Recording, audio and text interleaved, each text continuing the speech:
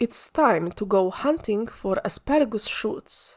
And if you are from some parts of the world where you typically find asparagus in the wild, you probably noticed every year in springtime everybody goes kind of crazy about them. Once you see the price of foraged wild asparagus on local markets, you will understand why foraging it yourself is a preferable way for some. This will be a short but comprehensive guide on how to find the asparagus shoots, recognize them properly, and a short bit on how it is usually eaten. I didn't have to go far to find them, and once I noticed the first one, I started noticing the rest everywhere. You can see somebody had been here before, because there are clear cuts on neighboring shoots. And this is what it looks like when they are a bit older. I must say, encountering these spikes is not really comfortable.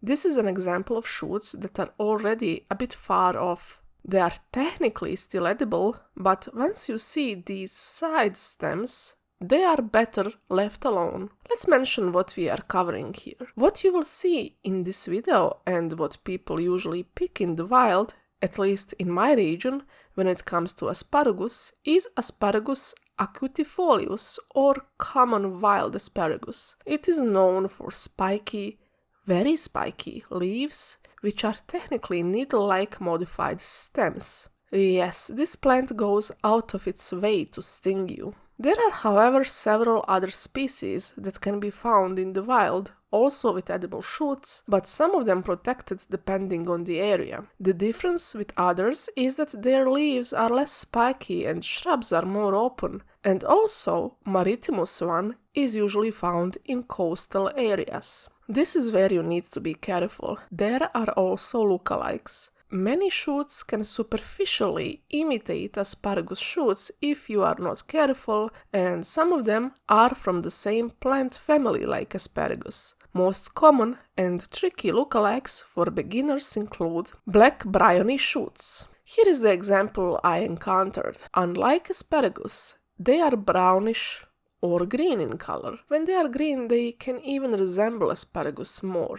They don't grow under typical asparagus shrubs.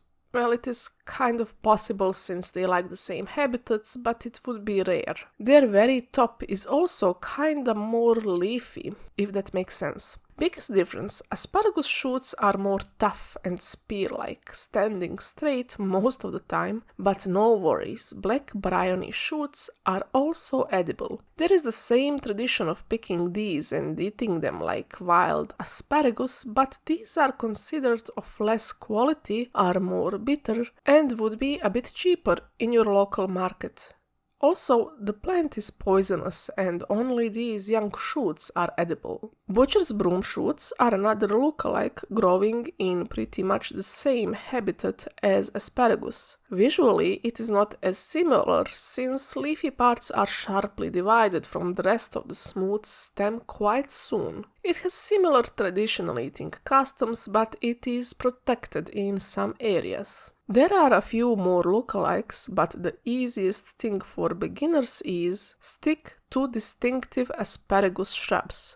Look below and you will find the spear-like shoots of asparagus. This is a typical asparagus hunting experience. Fighting through these shrubs is tough, but more often than not it is quite worth it. You'll find these all across the Mediterranean basin. It loves rocky, karst terrains. And there is certainly one more thing why picking these in the wild is rewarding. You get to move, to see the nature around, and sometimes find some interesting things. If you are perceptive and have a good memory, you can simply map the places where you found certain things in your head and revisit them each year or through the seasons. That is how I revisit wild asparagus. I even know specific rocks where they are.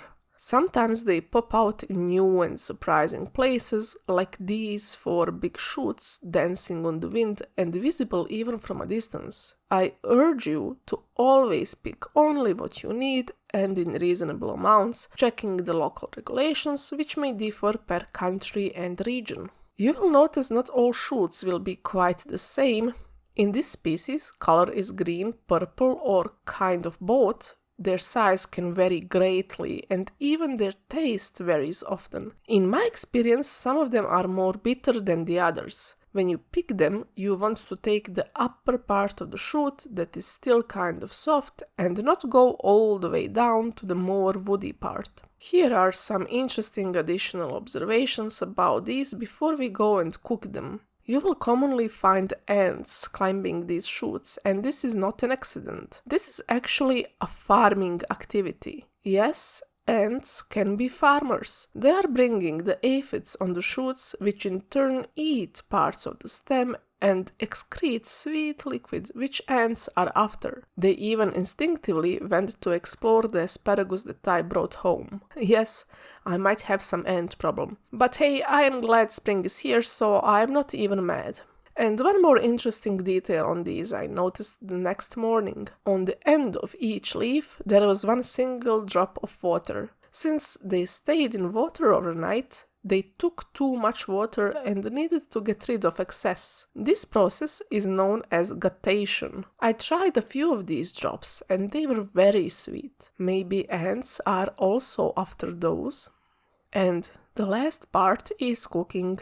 Traditionally and most commonly, asparagus shoots are eaten with eggs. It's a simple process. Chop the washed shoots, add them to butter or olive oil or mix them over a low heat. Once they start to soften a bit, add eggs. In this case, I also added some sour cream just for personal preference, not because it is a traditional way to do it. And that is it.